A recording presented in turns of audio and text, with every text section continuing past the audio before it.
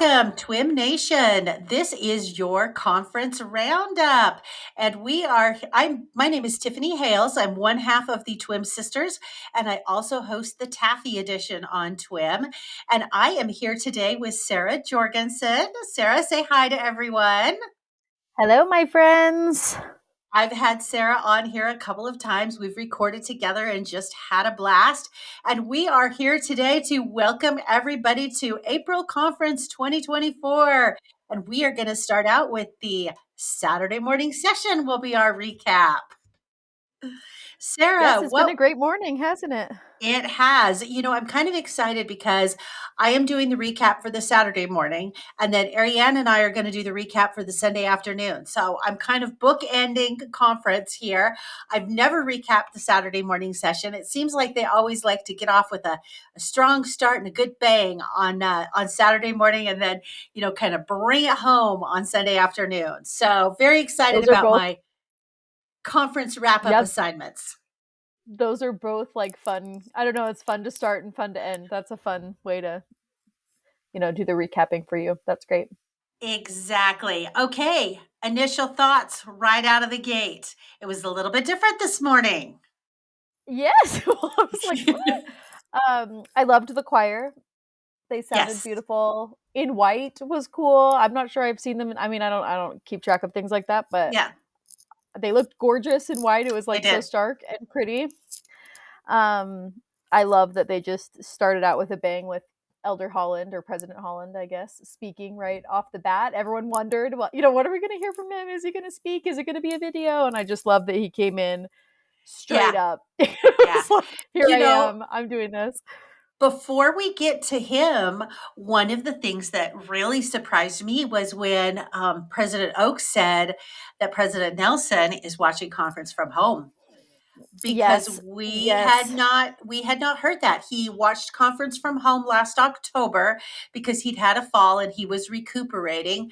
And I'm trying to remember if we knew that before conference that he wouldn't physically be there. I think we did, but I didn't hear any indication this time around that he wasn't going to be present. He put up an Instagram post, and I'm going to pull it up. He said, some of us won't be. Oh. He said, I'm trying to think of the exact words he said. My body is old. Time marches on. My body's reminding me that it's old. As seniors leaders in the church, we're called to serve forever. Uh-huh. And then it said, many of us, regardless. Oh, wait, hold on. He said, some of us will be sitting to give our messages. We will require assistance getting to and from our seats. And some of us will not, or we'll have pre-recorded messages. Oh. And so I kind of was like, I wonder if that's like a little tip to what's coming.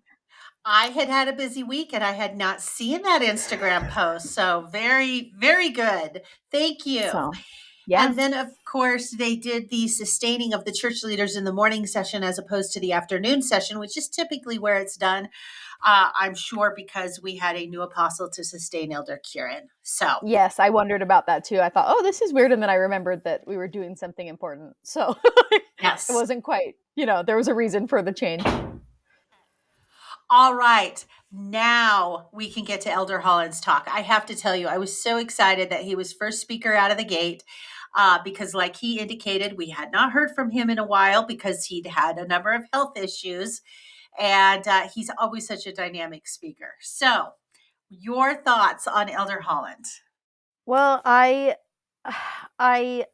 loved that he didn't that he talked about the experiences that he's been having. Like, I had a near-death experience. I was almost like my wife. I feel like sometimes we don't share the real stuff that's going on. And I liked that he was very pointed. And this is the experience I've had for the last while. And here's the experiences that it led me to. And then I thought that I liked when he said that thanks are the finest form of thought, and that we have a divinely compassionate Father.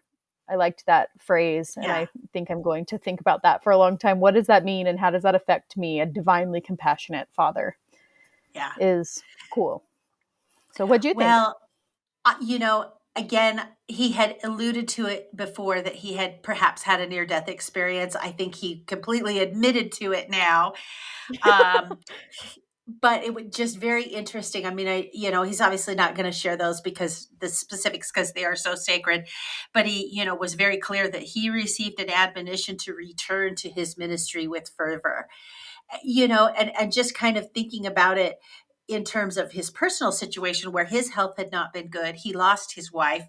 And as I have discussed several times on this podcast, generally when a spouse loses, there's a spouse, their health can deteriorate and their will to live can diminish. And so I kind of wonder if this was very specific for him because the Lord is like, look, I need you there for a while. So I'm going to give you an experience so you understand you need to stay there for a while.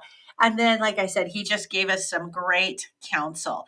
I really liked what he said about God hears every prayer we offer, and he Yep. answers every prayer we offer, even if it's not how we want it answered. And he said, there are no limits to when, where, or what we can pray for. And I really liked him saying, look, if you have the opportunity to be vocal in your prayers, be vocal in your prayers. If not, Yeah. have a prayer in your heart. But Yeah. he said, I'm a witness of eternal life. And he said, be serious in our planning, and that Christ needs to be able to recognize us and us recognize him when we see him. So I thought it was a great Yeah. talk. I thought he did a really great job too. I wondered if it would be shorter or, something else, maybe like softer, but I felt like he came out swinging and really just gave like a classic Holland, deep, meaningful talk. So I really enjoyed it. Yep. All right, let's move on to our second speaker, J. Annette Dennis. She's having a moment this month. I was like, whoa, because she's already spoken in conference once. Like, we've already Uh-huh. heard from her, and we haven't heard from the other counselors. So Yeah. I was Sister Yee. So I was just positive we would hear from her. And then they said Sister Dennis's name. And I was just surprised because it's probably hard to come back from, Yeah. just the backlash of the last couple weeks. But I liked her talk. I thought it was interesting to say that the covenants that we make in the temple create divine relationships, and they bring like a distinction to any relationship that makes it divine, that leads us to something holier. Um, that's just like a new way of thinking through it that Yeah. was meaningful to me, that like it brings like a new piece to my relationships that I can explore and think about and kind of find God in that new piece because I made this covenant. Yeah. Well, what I thought was really interesting is, she spent kind of the first half of her talk talking about covenants, and then she gets to the second half of her talk, and she talks about garments. And I found that interesting for a couple of different reasons. We've had some discussion on this podcast about, kind of the trend Yeah. among younger members of the Hmm. church that the garment wearing is slightly different. And there was a Salt Lake Tribune article that came out this week I that saw it. was kind of a little bit controversial. There was a 70 who I believe was speaking at a state conference or some sort of a regional meeting that said, hey, we are super concerned about garment wearing and that people are taking this too casually and only wearing garments on Sunday to church or to the temple, and the rest of the week it's yoga pants. And he had indicated, there may be some changes there. Now, she, of course, didn't discuss any of the changes, but she just discussed the symbolism behind the garments and why we wear the garments. And I really appreciated that because Yeah.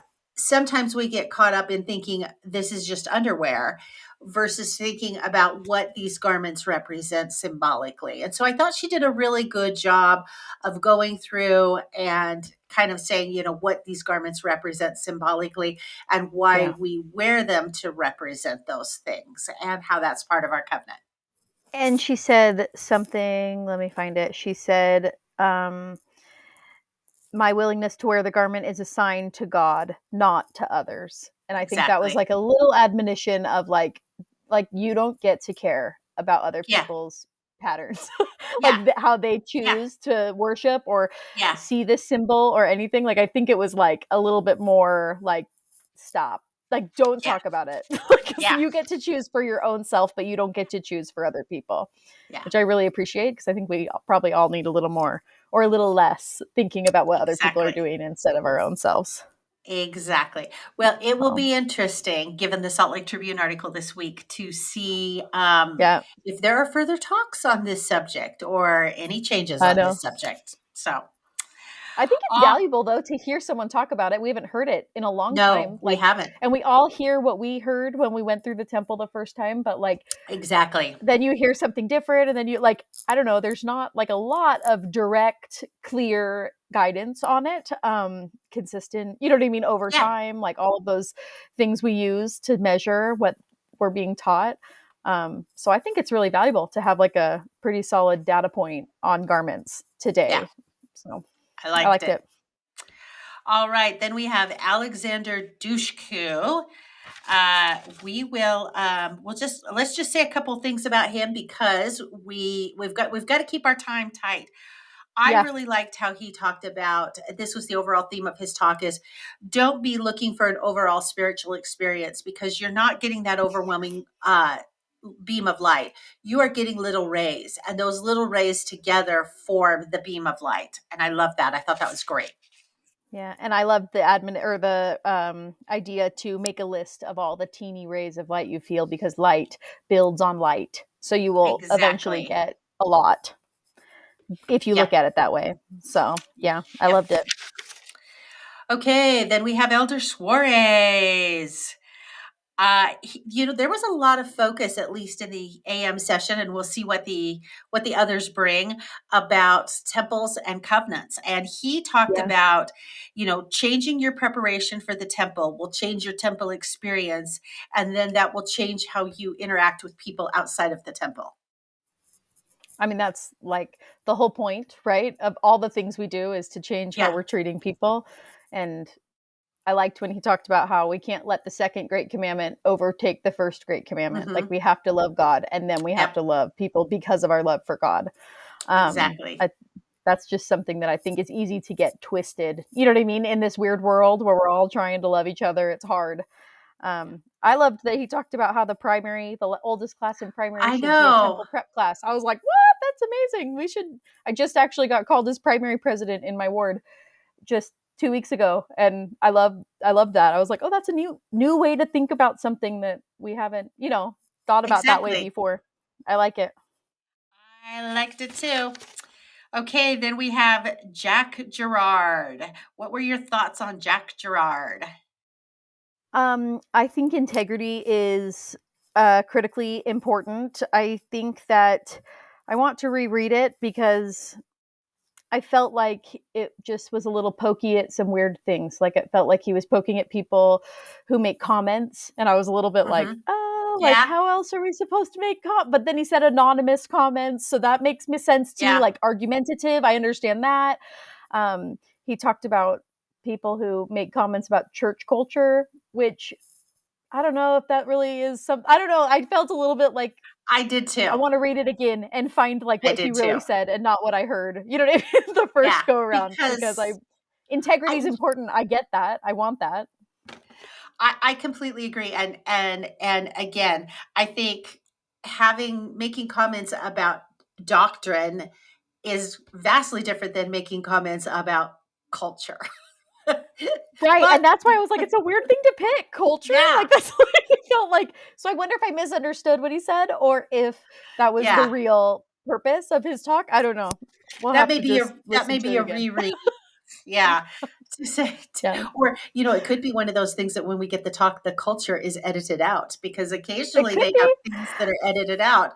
Because, like I said, okay, I get not criticizing, leaders and doctrine, but culture, Obviously. I Right. might make fun of that until the cows come home.